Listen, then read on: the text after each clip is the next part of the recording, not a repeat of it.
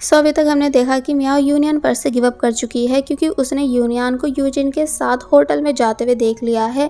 लेकिन जब मियाओ यहाँ से चली गई तो तब यूनियन बाहर आया और निंग को कॉल करके बुलाने लगा, ये कहकर कि वैसे तो तुम यूजिन को इम्प्रेस करना चाहते हो लेकिन कभी किसी काम के लिए टाइम से नहीं आते। तो तब निंग कहता है सॉरी सॉरी मैं बस आने ही वाला हूँ, और फिर फाइनली यूजिन के पास आ गया। एक्चुअली यूजिन इस होटल में ऑर्थोपेडिक क्लिनिक में अपना चेकअप कराने आई है। फिर जब ये दोनों यहाँ से जाने लगे तो तब यूजिन यूनियन को ढूंढ रही थी। निंग बताता है कि यूनियन जा चुका है, तभी तो मैं तुम्हारे पास आया हूँ तुम्हारा ख्याल रखने। तो तब यूजिन के एक्सप्रेशन से साफ पता चल रहा था कि जैसे वो निंग में बिल्कुल भी इंटरेस्टेड नहीं है, लेकिन निंग अपनी पूरी कोशिश कर रहा है यूजिन को इम्प्रेस करने की। इसलिए फाइनली निंग की थोड़ी बहुत फनी बातों पर यूजिन हंसने लगती है। तो तब निंग काफ़ी ज़्यादा खुश हुआ। लेकिन वहीं अगर बात की जाए मियाओ की तो वो अभी तक बहुत ही ज़्यादा उदास है, इसलिए अपने रूम में आकर बिना कुछ खाए पिए लेट गई। तो वहीं हमें यूनियन के घर का सीन दिखाया गया, जहां जब मिस रोज को इस बारे में पता चला कि शिन कल पूरे दिन अपने घर नहीं आई थी बल्कि रात को भी अपनी फ्रेंड मियाओ के घर पर सोई थी एंड अभी तक बहुत ही ज्यादा दुखी है। इसलिए मिस रोज समझ गई कि जरूर कायतो ने कुछ किया है, इसलिए वो तभी कायतो से बात करने जाने लगती हैं, जिनके पीछे पीछे मिस्टर लिंग भी गए एंड यूनियन भी ये सब देख लेता है, इसलिए वो भी इन दोनों के पीछे जाता है। मिस रोज ने डायरेक्ट कायतो से पूछा कि क्या तुमने शिन को कुछ बोला है, क्योंकि वो बहुत ही ज्यादा उदास है एंड वो बचपन से अभी तक उदास सिर्फ तब होती है जब तुम उसे कुछ कह देते हो। कायतो कहने लगा कि नहीं मैंने उसे कुछ नहीं कहा, लेकिन मिस रोज को बिलीव नहीं आ रहा था, इसलिए वो कायतो को अपने साथ लेकर जाने लगी ताकि शिन और कायतो के बीच की सारी मिसअंडरस्टैंडिंग क्लियर करा सकें। तो तब कायतो बहुत जोर से अपनी मॉम पर चिल्लाया और बोला कि आप हमेशा हर चीज के लिए मुझे ही ब्लेम क्यों करती हो, यहाँ तक कि वो अपनी मॉम को पुश भी कर देता है। तो तब उसके इस बिहेवियर को देखकर यूनियन को बहुत ही ज्यादा गुस्सा आया, इसलिए वो बोला कि तुम अभी आंट से माफी मांगो क्योंकि तुम उनसे ऐसे बात नहीं कर सकते हो। तो तब कायतो कहने लगता है कि तुम होते कौन हो मेरे और मेरी मॉम के बीच में आने वाले, एंड हाँ मुझ पर चिल्लाने की भी ज़रूरत नहीं क्योंकि मैं बहरा नहीं हूँ। कायतो की मॉम यूनियन को शांत कराने लगती हैं कि तुम परेशान मत हो, यानी मैं ठीक हूँ। लेकिन जब यूनियन कह देता है कि नहीं आंट, अगर आप ऐसे ही इसकी गलतियों को नज़रअंदाज करती रहोगी तो ये और ज़्यादा बिगड़ जाएगा। तो तब कायतो और भी ज़्यादा चिढ़ गया कि तुम होते कौन हो मुझको जज करने वाले। मिस रोज एंड मिस्टर लिंग कायतो को बहुत समझाते हैं कि नहीं यूनियन का वो मतलब नहीं था, लेकिन कायतो किसी के नहीं सुनता बल्कि गुस्से में यहाँ से चला गया, जिसके पीछे पीछे यूनियन भी जाता है एंड बोलता है कि वैसे तुमने शिन से ऐसा क्या बोला है जो कि वो उदास है। इसलिए फिर तभी कायतो को वार्न करने लगा कि फिर दोबारा मेरी बहन शिन और आंट का दिल मत दुखाना। कायतो कहने लगता है कि देखो तो तुमने कैसे मेरी मॉम को अपनी फैमिली बना लिया है, जैसे कि अब मेरा उनसे कोई रिश्ता नहीं। तो तब यूनियन कहता है कि तो मिस रोज ने गलत ही क्या किया है, वो सिर्फ अपनी ज़िंदगी उस पर्सन के साथ जी रही हैं जिसे वो पसंद करती हैं। तो तब कायतो कहता है कि नहीं उन्होंने गलत किया है क्योंकि उन्होंने मेरे डैड का वेट नहीं किया, जबकि देखो मैं आज भी अपने डैड के वापस आने का वेट कर रहा हूँ, इसलिए मेरे इस दर्द को तुम कभी नहीं समझ पाओगे। और फिर तभी गुस्से में यहाँ से चला जाता है। इसका मतलब कायतो के फादर जिंदा हैं पर बस मिसिंग है। जिसके बाद अब हमें फिर से मियाओ दिखाई गई जो कि अभी तक फ्रीज मोड पर थी, जिससे याओ पूछने लगती है कि सिस्टर क्या हुआ है, यानी आप किस बात को लेकर उदास हो। तो तब मियाओ कहती है कि अगर मैं तुम्हें बताऊंगी तो तुम समझ नहीं पाओगी, इसलिए बस रहने ही दो, मुझे बस थोड़ी देर सोना है। तो तब याओ यहाँ से चली गई। जिसके बाद अब हम कायतो को देखते हैं जो कि अपने पुराने वाले घर के पास आया हुआ है जहाँ शिन भी रहती है। एक्चुअली पहले कायतो एंड शिन दोनों नेबर हुआ करते थे, इसलिए एक आंट कायतो को पहचान गई और बोली कि कायतो बेटा तुम, यानी बहुत टाइम के बाद मैंने तुम्हें देखा। तो तब कायतो उनसे बात करने लगा।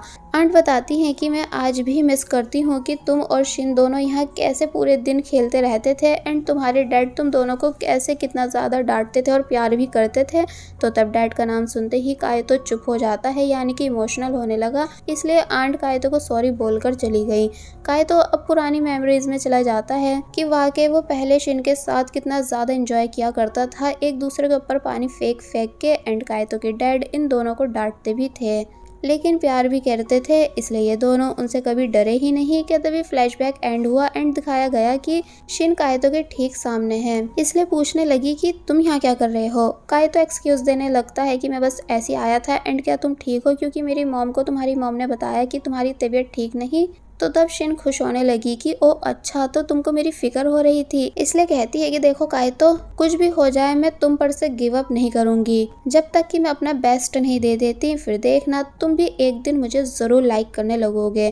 काइतो चिढ़ जाता है शिन की इस बात से कि ये तो अभी भी मेरा पीछा छोड़ने के लिए रेडी नहीं है, इसलिए यहाँ से जाने लगा कि तभी शिन ने पीछे से काइतो पर पानी फेंका, जैसे कि वो बचपन में किया करती थी। इसलिए काइतो भी फुल मूड में आ जाता है, यानी ठीक बचपन की तरह शिन के साथ खेलने लगा। यानी यहाँ ये दोनों मिलकर बहुत ही ज़्यादा इंजॉय करते हैं, यानी कि इन दोनों ने साथ में बहुत ही अच्छा टाइम स्पेंड किया। और बस फिर ये सीन यहीं कट हो जाता है, जिसके बाद अब हमें वापस से मियाओ को दिखाया जाता है, जिसको यूनियन के बारे में सोचते सोचते सुबह से शाम हो चुकी है। इसलिए मियाओ की मॉम पूछती हैं कि क्या तुम्हारी तबीयत ठीक नहीं, अगर ऐसा है तो लाओ मैं तुम्हें हॉस्पिटल लेकर चलती हूँ। बट मियाओ साफ इनकार कर देती है एंड बोली कि अरे हाँ, आज तो मुझे स्टूडियो से हमारी फैमिली फोटोज को लाना था, लेकिन मैं उनको लाना भूल गई हूँ, पर कोई नहीं, मैं अभी उन फोटोज को ले आती हूँ। और वहीं दूसरी तरफ हमें निंग दिखाया जाता है, जो कि यूजिन की फोटोज का प्रिंट निकलवाने आया हुआ था कि तभी मियाओ भी यहाँ आ गई एंड उन सभी फोटोज को देख लेती है। इसलिए बोली कि तुम ये क्या कर रहे हो। तो तब पहले तो निंग डर जाता है, मगर फिर बताने लगा कि प्लीज यूजिन को इस बारे में मत बताना, एक्चुअली मैं उसे लाइक करता हूँ, इसलिए मैंने उसकी जो जो फोटोज क्लिक की हुई थी मैं उनका प्रिंट निकलवाने आया हूँ। तो तब ये बात सुनकर मियाओ का सारा शक दूर हो गया, यानी सारी मिसअंडरस्टैंडिंग क्लियर हो गई कि इसका मतलब सीनियर यूनियन के कैमरा से सीनियर यूजिन की फोटोज निंग क्लिक करता था, ना कि सीनियर यूनियन।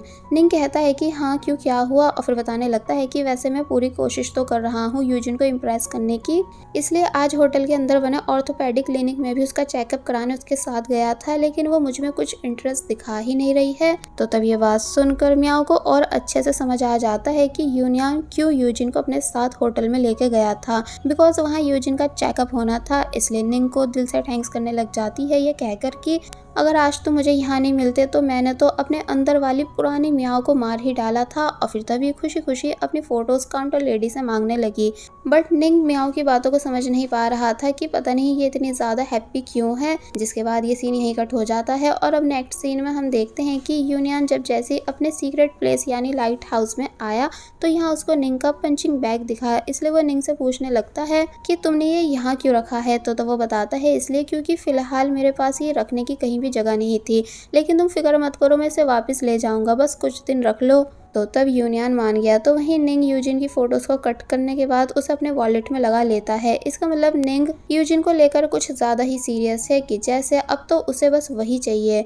जिसके बाद अब हमें दिखाया जाता है कि मियाओ की सिस्टर जो कि ड्रैगन बोर्ड फेस्टिवल एंजॉय कर रही है, तो तब उसके पास मियाओ आई एंड पूछने लगी कि क्या तुम्हें घर नहीं चलना। तो तब वो कहती है कि बस कुछ देर और। फायर वर्क भी स्टार्ट हो गया, इसलिए मियाओ उसे देखकर खुश होने लगी कि तभी उसकी नजर लाइट हाउस पर गई जहाँ की लाइट ऑन है। इसलिए मियाओ को समझ आ गया कि पक्का यूनियन वहां पर होगा। तो वहीं अब हमें यूनियन को दिखाया गया जो कि पंचिंग बैग पर नॉन स्टॉप पंच मार रहा है। पता नहीं वो ऐसा क्यों कर रहा था, यानी कि उसके माइंड में क्या बात थी। लेकिन जब मियाओ यूनियन को ऐसे करते हुए देखती है तो तब वो उसे बस देखती ही रह गई, यानी कि उसकी नजर यूनियन पर से हटी ही नहीं।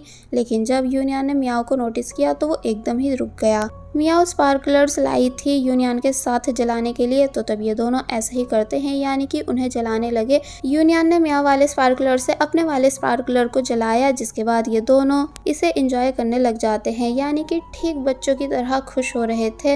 रात में हम देखते हैं कि जब मियाओ घर वापस आई तो तब मियाओ स्पार्कलर्स की जली हुई स्टिक को भी अपने ड्रॉर में रख लेती है, बिकॉज वो यूनियन की टच की हुई हर चीज को संभाल के रखती है। कि तभी मॉम रूम में आती है एंड पूछने लगती है कि क्या तुमने कल की पैकिंग कर ली, क्योंकि कल तुम्हारी ट्रिप है ना। तो तब मियाओ कहती है कि हाँ, एंड जब दिखाने लगी कि देखो मैंने सब सामान रख लिया है, तो तब मॉम कहती है कि तुम इतनी बड़ी हो गई हो लेकिन अभी तक कपड़ों को सही से फोल्ड करना नहीं आया। इसलिए उन्होंने मियाओ को डांटा कि सही से कपड़ों को फोल्ड करके रखो। तो तब मियाओ चुप हो गई। वेल अब नेक्स्ट सीन में हम देखते हैं कि सभी आर्किटेक्चर स्टूडेंट्स बस में बैठ रहे हैं ट्रिप पर जाने के लिए, लेकिन सिर्फ काइतो नहीं बैठा क्योंकि वो मियाओ के आने का वेट कर रहा है। लेकिन जब मियाओ आई नहीं तो तब वो बस के अंदर चला गया ताकि अंदर जाकर मियाओ के लिए सीट रिजर्व कर सके। थोड़ी बहुत देर के बाद हम देखते हैं कि जब फाइनली मियाओ आई, जो कि वो भी जल्दी जल्दी से बस में बैठने के लिए गई, जहाँ कायतो को लगा कि ये मेरे पास बैठने आएगी, इसलिए वो सीट पर से बैग हटाने लगा, लेकिन ऐसा होता नहीं, बल्कि मियाओ पहले पीछे वाली सीट पर सामान रखने जाती है एंड अब क्योंकि सभी सीट्स भी फुल हो चुकी थी, इसलिए वो वहीं पर जगह बनाकर बैठ गई। तो तब ये देखकर कायतो को बुरा लगा, बट वो मियाओ को अपने पास बुलाने की हिम्मत भी नहीं कर पाया। जिसके बाद अब टीचर आए जो कि स्टूडेंट्स को काउंट कर रहे थे, और फिर जब जैसे कहते हैं कि बस यूनियन रह चुका है, और फिर जब जैसी यूनियन आया तो तब मियाओ यूनियन को बस देखती ही रह गई, बिकॉज उसे बिल्कुल पता नहीं था कि यूनियन भी उनके साथ उन्हीं की बस से जाने वाला है। यूनियन पहले कायतो के पास जाता है खाली सीट देखकर, लेकिन कायतो ऑब्वियसली यूनियन को अपने पास बिठाता नहीं, बल्कि सीट पर बैग रख देता है। तो तब यूनियन पीछे गया एंड मियाओ से बोला कि क्या प्लीज़ तुम मेरे लिए सीट खाली कर सकती हो। मियाओ कहती है कि हाँ बिल्कुल, जिसके बाद इन दोनों ने मिलकर सामान को इधर से उधर किया एंड फाइनली सीट बनाकर एक साथ बैठ गए, जो सब देखकर कायतो को बिल्कुल अच्छा नहीं लगता। वेल बस स्टार्ट होने ही वाली थी कि तभी मिस कोको भी यहाँ आ गई और बोली कि मुझे भी आप लोगों के साथ चलना है, क्योंकि मुझे एंशिएंट टाउन में कुछ काम है। तो तब आर्किटेक्ट टीचर तो वैसे मिस कोको से इम्प्रेस रहते हैं, इसलिए मिस कोको को अपने साथ ले जाने के लिए मान जाते हैं। और फिर फाइनली बस स्टार्ट हो गई, जहाँ हमें दिखाया जाता है कि मियाओ कैसे बैठी है, यानी अनकंफर्टेबल फील कर रही है, बिकॉज उसकी साइड में यूनियन ने किसी सामान पर अपना हाथ रखा हुआ है ताकि मियाओ को चोट नहीं लग जाए। लेकिन जब यूनियन ने नोटिस किया कि मियाओ कुछ ज़्यादा ही परेशान हो रही है, क्योंकि वो बिल्कुल टेक नहीं लगा पा रही थी, इसलिए फिर से सामान की सेटिंग करता है एंड फाइनली मियाओ के लिए स्पेस कर देता है।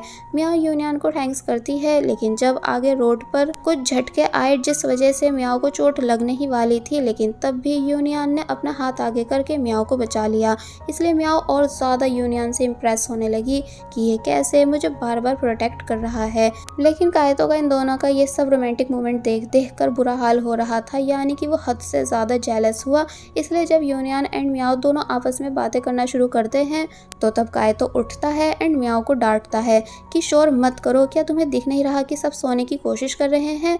मियाओ चुप हो गई एंड सॉरी भी करने लगी। तो तब कायतो वापस से अपनी सीट पर बैठ गया, लेकिन यूनियन मियाओ पर हंस रहा था, यानी अब भी ये दोनों खुश ही थे, क्योंकि एक दूसरे के साथ जो हैं वो भी इतने ज़्यादा क्लोज।